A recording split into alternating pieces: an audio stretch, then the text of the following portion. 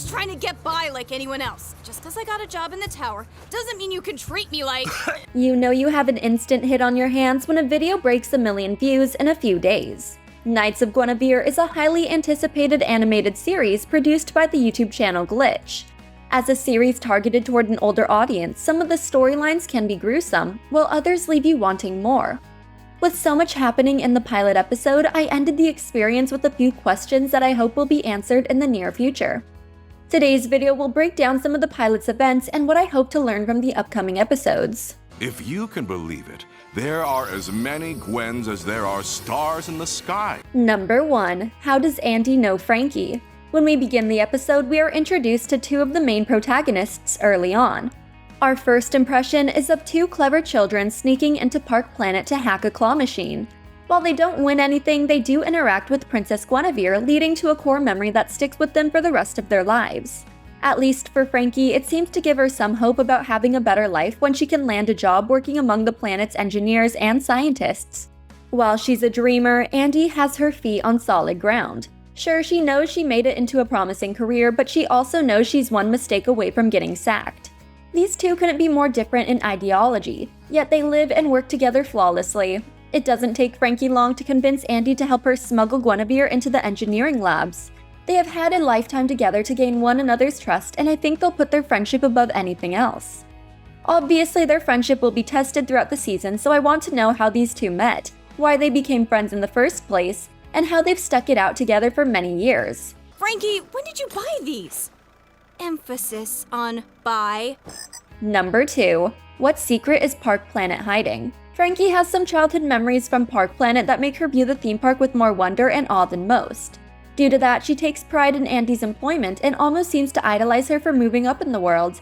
Yet Andy doesn't hold her job in high regard, and I've got a feeling she took part in some sketchy experiments behind closed doors. Her boss also has her completing 3 projects in a single night, which would be impossible even for the perfect employee. Obviously, working conditions at Park Planet aren't the best, and considering there's a town of struggling civilians below it, they clearly don't care about the greater good. If they don't want to regain control of the people below Park Planet, then why build the theme park or create a likable figure like Guinevere in the first place? The park and its princess provide ordinary people with a place to gather in times of crisis. It can distract them from their troubles and ease them into quiet compliance. So far, I think the park is a manipulation tactic and a means of keeping Olivia's subjects in line. With that in mind, I can't imagine the restless and hateful community down below sits well with the people of Park Planet, so they might have a plan in place to deal with potential revolutionaries. I only hope it's not an army of robots ready to come out of hiding because the humans might not stand a chance. It's okay, Papa. They'll bring her back, and when they do, I'll fix her again. Number 3. What is Olivia's real plan? In the current timeline, Olivia's father is gone, leaving his legacy and the theme park within her capable hands. She didn't seem like much of a people person as a child, and I'm sure that didn't change with age. From what little we saw of her life, Olivia spent most of her time locked away within her tower, spending hours experimenting on Guinevere. During these scenes, we witness Gwen in numerous states of disrepair, and it's heavily implied that Olivia is the one who rips her limb from limb. I have no idea why she's taking apart Guinevere just to rebuild her. It could be because Guinevere's the face of the park and needs to make regular appearances for the guests, but it seems more like Olivia wants to know how Guinevere ticks. Perhaps she's looking for a way to transfer her mind into a permanent body, or how to prolong her life with new parts. She might test how much pain Gwen can handle before shutting down, or why an android has any real feelings to begin with. It's hard to tell with so little information. Fortunately, Olivia's running out of time, so if she wants to fulfill her big plan, whatever it is, she'll need to do it sooner rather than later. That means answers for us. It's our new kingdom.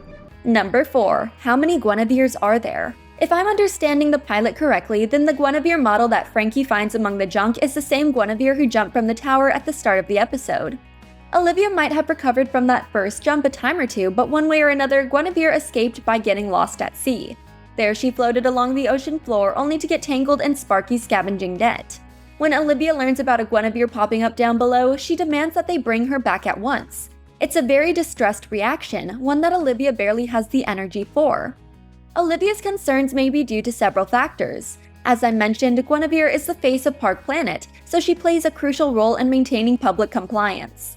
She may also be the only model that Olivia had to experiment on, and if so, it begs the question, where are the other Guineveres and how many of them are there really?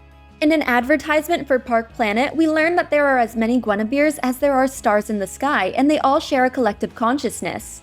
Do the Guineveres live in and populate the theme park, or are they scattered among other planets? Hopefully, our Guinevere or Gwen can give us a history lesson next episode. Yes, it's so very. Number 5. Where did Gwen learn to fight? We don't get much time with Gwen throughout the pilot, and what we do see of her is pretty disturbing. Even if she's not the same princess who jumped from that tower at the start of the episode, all Guinevere share a conscious connection so that she could relive those terrible moments anytime. Anyway, while we don't know what model Gwen is or where she came from, we do know that this girl can fight. When she and the other girls find themselves cornered with little room left for escape, she has no choice but to get back on her feet and put herself between her rescuers and the security robot hunting them. I'm as surprised as Frankie and Andy when a pool of blood washes over the elevator windows and creeps through the crevices in the door. It's a disturbing scene to say the least, but it shows us that our Gwen knows how to fight. She takes down that humongous security robot monster thing in 10 seconds flat. It might be in her programming, but I want to know where Gwen learned to fight and how often she's had to use her new skills.